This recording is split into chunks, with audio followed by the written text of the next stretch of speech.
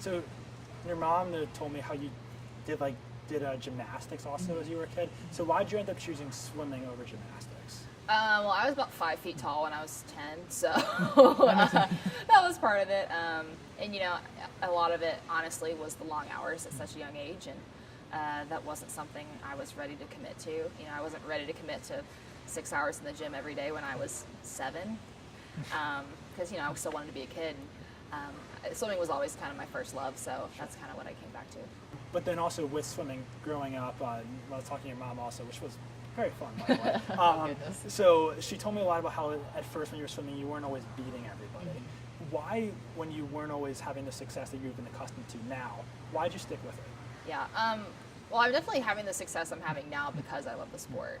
And I think just that love I had when I was a little kid, I loved racing. It wasn't necessarily beating people or being first. I mean, obviously it was beating people, but seeing who I could catch the next race, checking people's names off the list, or just getting faster, beating boys in practice, like those little things all added up, and I think that's why I am where I am today. So you talked about your love for swimming, but just from a training perspective and even from a physical perspective, what changed for you to go from not always winning races to consistently beating people in middle school and high school? It's so cliche to say, but I worked as hard as I could every day. It all added up, and I just kept beating more and more people and finding more people to race, more people to train with, and I think that's kind of where it turned. There were a couple of races when I was younger that really, I would say, boosted my self-confidence, and I think that's part of the reason also why I have the success now that I do. Is there one specific one of those races that boosted your confidence? Yeah, actually, this is like really cheesy, but I won my first age group state title when I was 12, and I can honestly say that one day changed my life. Because I was seeded 8th going into the meet, and then I was seeded 4th after prelims, and then all day I was saying, I'm going to win, and talking like I would now. But when I was 12, it wasn't something my parents or my coaches or even I'd ever seen before. So I think that one race taught me that if I really believe in myself, I can do anything that I put my mind to. So going into high school, your high school coach told me one day, that was one of my favorite stories that he told me, was Rebecca Stoney had retired that day, and you got out of the pool and told him, it's just one less person for me to beat. You were in, a sophomore in high school at that point? Probably. Did you really think you could win the gold medal as a sophomore in high school? I mean, it wasn't realistic, but every swimmer wants to win a gold medal. So at that point, I was starting to figure it out, starting to realize that I could make national teams and junior national teams, and that this was really starting to be my thing. Sure. I think my sophomore year, I was 2nd at junior nationals or something like that. So the dream was starting to become a reality at that point. And I knew it'd be after my freshman year of college where I would have this massive jump in training and times and everything. So yeah, I mean, I guess thinking about it, yeah, it really was one less person. But yeah. So obviously I think a big thing of who you are is your confidence. Where did that come from for you? I have no idea, honestly. It's always been there, even from a young age. I think part of it is that my brother and I are so close in age. We're like 11 months apart. So, and we're both uber competitive. So I think part of it was just always being in competition with him, which made racing not seem that bad. When we would race to the car, race to put our seatbelts on, race to get our chores done, things like that, it made racing not as stressful, I guess, for me. So that might be where my confidence came from. Winning over and over again tends to help that and boost it as well. But yeah, it's kind of natural. It's always been there. Do you think having your parents, having been athletes at all, kind of pushed you to sports more as a kid? I would never say that they pushed me to do sports. It was just something that we did. We were a sports family. We never did anything we didn't want to do. So I think it definitely helped. And also, they're both coaches too, so they understand both sides of things, the coach side and the athlete side. So if I'd ever come home complaining about a coach, they'd say, it's not the coach's fault. I'd say, okay, you're right. So they'd understand in that way. And then I'd also come home saying, I'd say something, Reyes said something crazy today. They're like, well, this is how, this is how it's going to work, and you're going to get through this. And they definitely understand both sides of things, which I think helps. Sure. And obviously, you talk about how after you started to kind of think this one less person to check off, you were going to some of the junior national events. But what was, obviously you were a high-profile swimmer in high school. What was your recruiting process like? My recruiting process was interesting because I was still a very highly sought-after recruit, but I was kind of up and coming at the time. And I wasn't looking at, I wouldn't say I wasn't looking at super mainstream programs. So I didn't look at Stanford, I didn't look at Cal, I didn't want to go West. And I wanted my head coach to be my breaststroke coach. That was a big thing for me. And there were just a lot of things, like my freshman year was going to be the year before the Olympics, so I didn't want to have anywhere that was going to be too hard to adjust. So for me, like being a kid from Indiana, I didn't want to have to move out west and adjust to that lifestyle, because that's not what was going to be best for me. Because it was like, obviously recruiting was about me being happy at my school, but in reality, it was about me making the Olympic team after my freshman year. So you weren't really focused on the 3 years after that as much as your freshman year? Yeah, not really. And obviously, like, wherever I was going to go was going to be home, and was whatever made me into an Olympian or Olympic gold medalist, that was going to be good. It wasn't like I would have one really hard year where I got really fast and it was going to be terrible. Because swimming fast is fun. So that was a big part of it.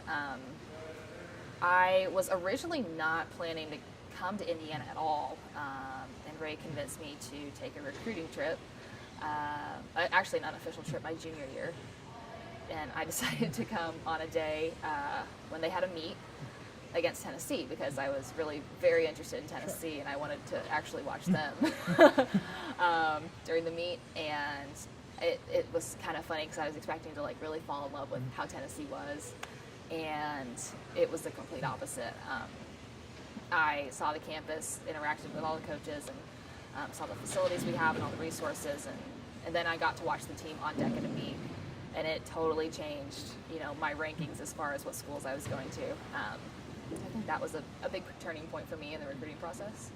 But Ray was just absolutely persistent. I can't say it any other way. He was always calling. They could only call once a week, so once a week, every week. And on July 1st, which was the first time we could have like in-person contact, he was at my doorstep at 10 a.m.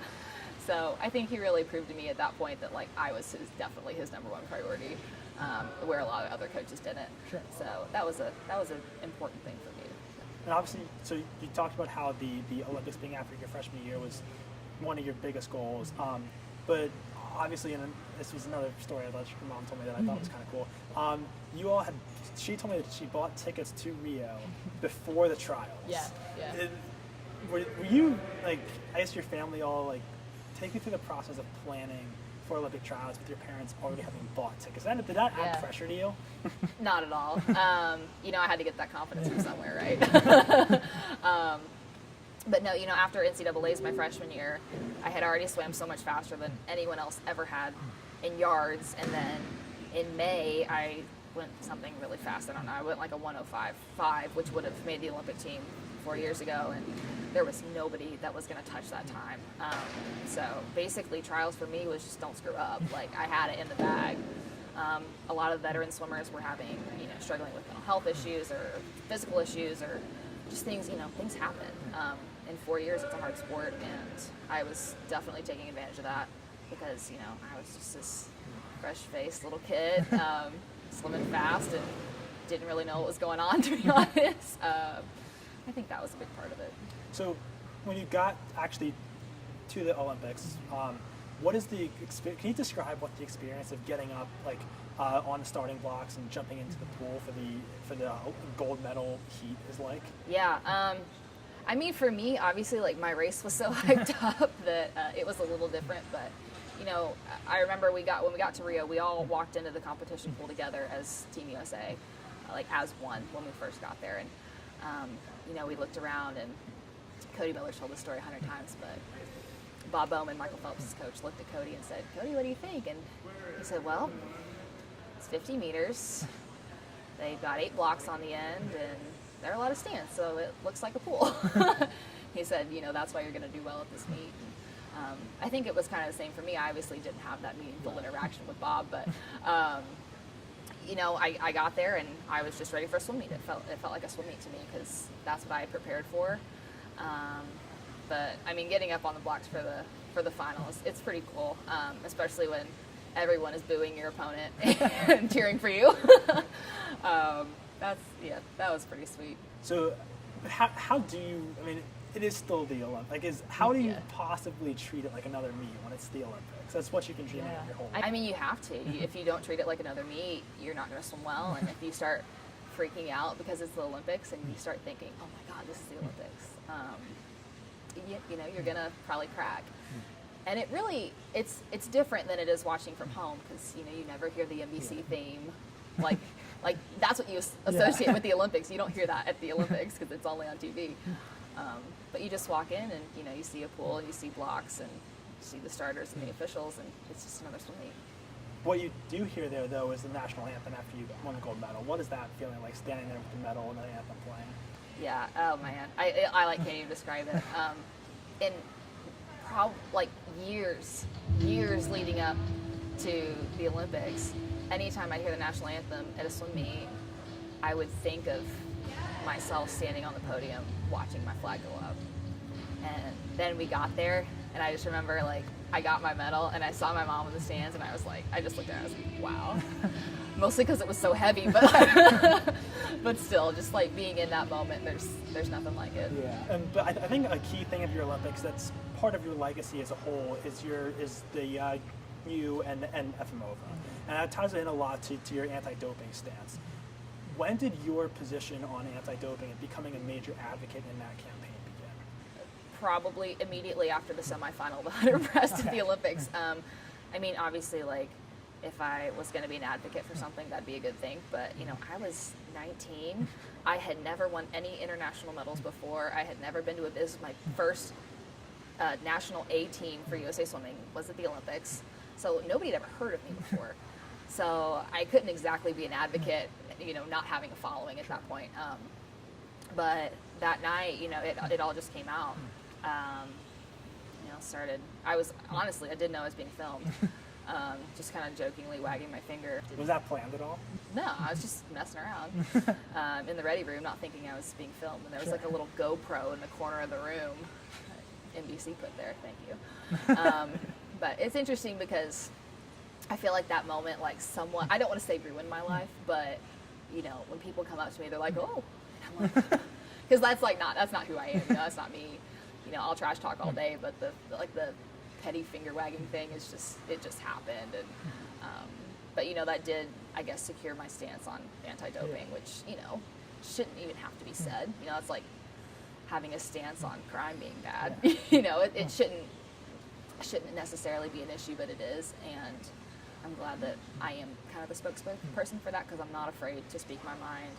And I'm not afraid to share my opinions. And, if you come after me, great, but I'm in the right. So, yeah, it's kind of how it happened. All these years later, why is it still important to you to focus on that issue? It's still so relevant. I mean, Julian Edelman won Super Bowl MVP 3 days ago, and he got suspended for PED for only 4 games.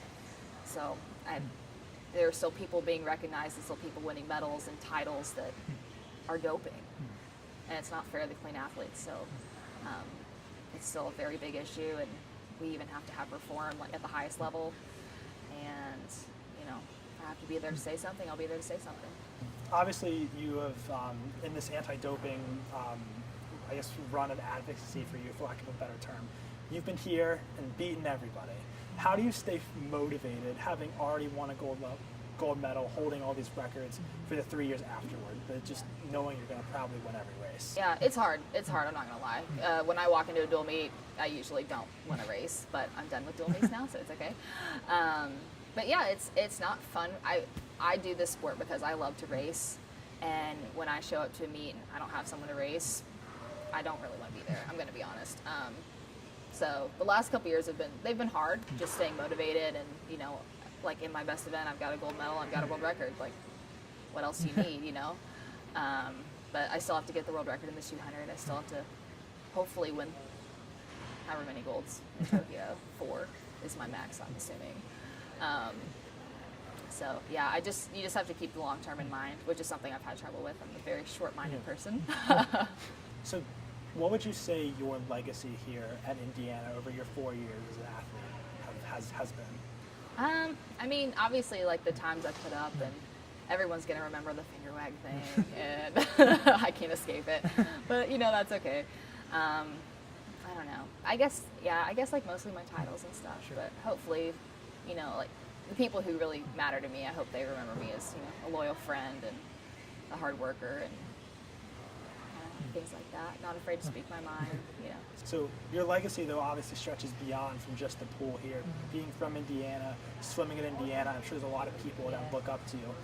What do you think your legacy inside of the state of Indiana is like? That's another special one, just because before I came to IU, we didn't have a lot of success with getting in-state athletes swimming here.